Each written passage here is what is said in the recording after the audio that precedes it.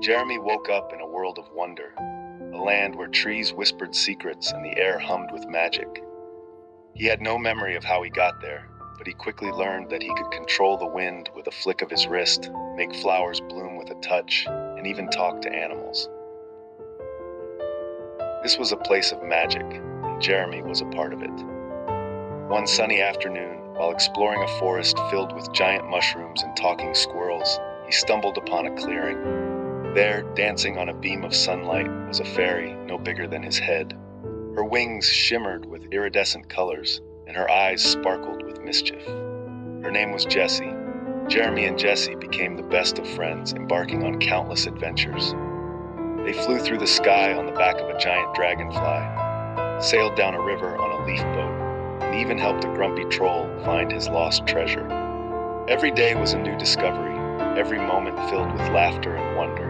Years passed, and Jeremy began to feel a pang of longing for the life he had left behind. The memories of his old home, though blurry, were starting to resurface. One day, while exploring a forgotten part of the forest, he came across a shimmering portal.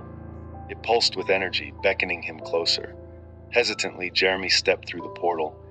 He found himself back in his old bedroom, the familiar scent of dust and old books filling his nostrils. He was home, but a part of him ached for the magic, the adventure, and most importantly, for Jessie. He knew he had to find her. He returned to the portal, his heart pounding with hope.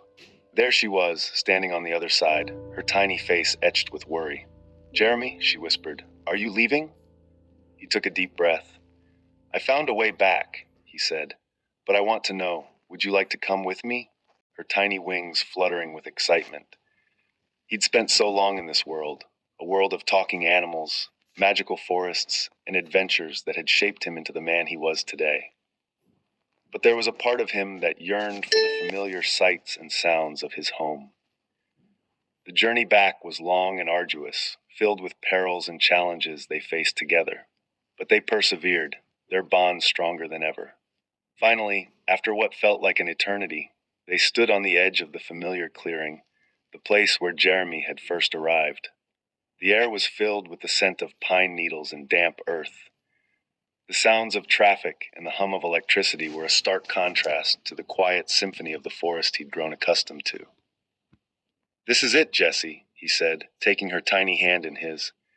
He felt a lump in his throat as he looked at her, her eyes wide with wonder. "Are you sure?" she asked, her voice barely a whisper. "This is a very strange place." "It's home," he said, his voice thick with emotion, "but you don't have to stay if you don't want to."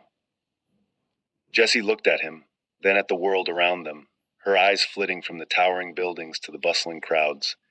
She took a deep breath and said, "I'll stay with you, Jeremy. Wherever you go, I'll go."